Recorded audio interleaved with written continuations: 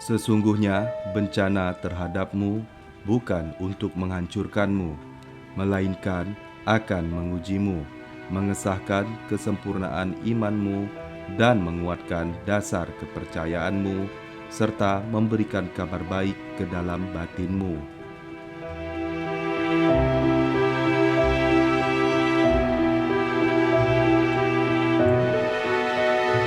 Orang itu dikatakan dekat dengan Allah selama dia meluangkan waktunya untuk berzikir setiap hari.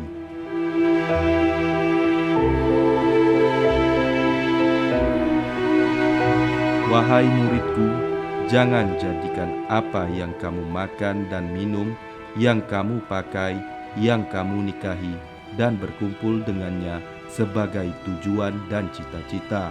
Semuanya adalah dorongan hasrat dan hawa nafsu.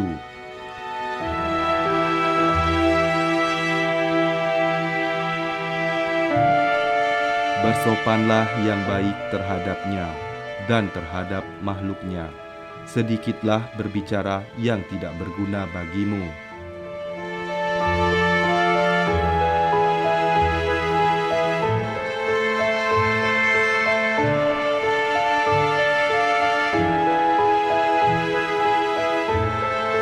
Orang-orang yang meninggalkan amal dalam keadaan berilmu, ilmu itu akan melupakanmu, dan berkahnya hilang dari hatimu.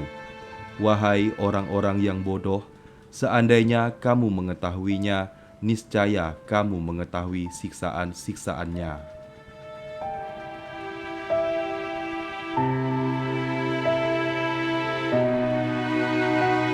Dunia boleh saja di tanganmu, atau berada di sakumu, untuk engkau simpan dan pergunakan dengan niat yang baik. Tetapi jangan meletakkannya di dalam hati.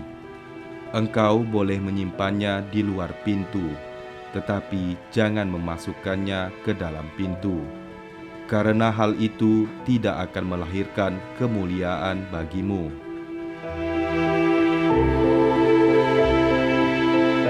Wahai hamba Allah, yang disebut kerja keras itu bukan terletak pada kekesatan pakaianmu dan makananmu. Kerja keras adalah terletak pada sikap zuhud hatimu. Sabar adalah suatu ketentuan, daya positif yang mendorong jiwa untuk menunaikan kewajiban. Selain itu, sabar adalah suatu kekuatan. Janganlah kamu menjadi orang yang berlisan syukur, tetapi hatimu berpaling dari hak yang datang kepadamu. Memang demikianlah kebanyakan orang. Lelah itu selama kamu berkemauan untuk menuju dan berjalan kepadanya. Orang yang beriman selalu menyembunyikan apa yang ada padanya. Jika lisannya terlanjur mengucapkan sesuatu, maka ia segera memperbaiki ungkapan yang diucapkan itu. Berusahalah menutupi apa yang telah lahir dan mohon kemaafan.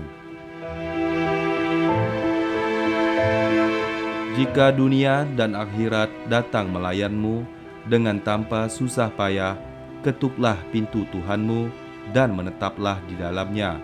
Bila kamu telah menetap di dalamnya, akan jelaslah bagimu seperti buah pikiran.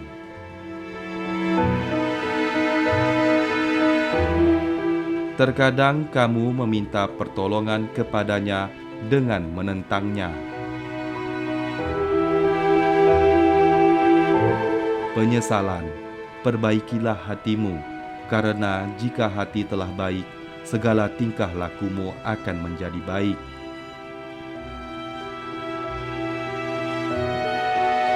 Kefakiran adalah tidak punya sesuatu yang dibutuhkan, dan jika tidak membutuhkan sesuatu, maka dinamakan kaya. Janganlah kamu takut kepada makhluk, dan janganlah kamu berharap kepada mereka, karena hal itu menunjukkan betapa lemahnya imanmu. hendaklah engkau istiqomah dalam cita-citamu, sehingga engkau memperoleh ketinggian, karena Allah Subhanahu wa Ta'ala akan memberimu sesuatu yang layak dengan cita-citamu. Dengan kebenaran dan keikhlasanmu, bersungguh-sungguhlah engkau, songsong dan kejarlah, karena sesuatu itu tidak akan datang kepadamu begitu saja, tanpa berusaha memperolehinya.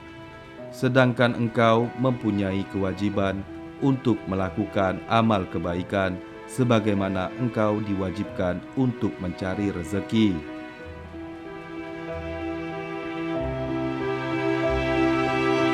Jadikanlah akhiratmu sebagai modalmu, dan jadikan duniamu sebagai keuntunganmu.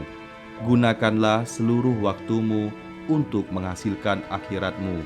Lalu apabila dari waktumu itu ada sedikit yang masih tersisa, maka gunakanlah untuk berusaha dalam urusan duniamu dan mencari penghidupanmu. Berpikirlah bahwasanya sesuatu yang kamu cintai di dunia ini tidak akan kekal selamanya, tidak abadi dan pasti fana. Jika kamu telah menyadari hal ini, maka kamu tidak akan melupakannya walaupun sekejap.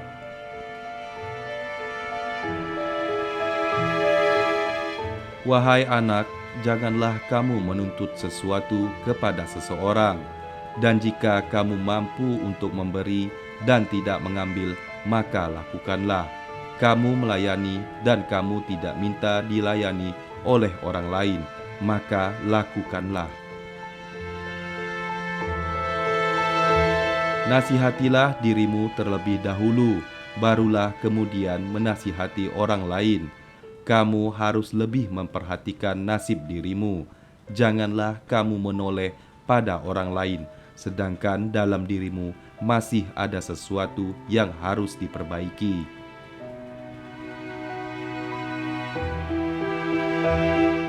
Orang yang zuhud itu berpuasa dari makan dan minum, sedangkan orang yang arif itu berpuasa tanpa diketahui.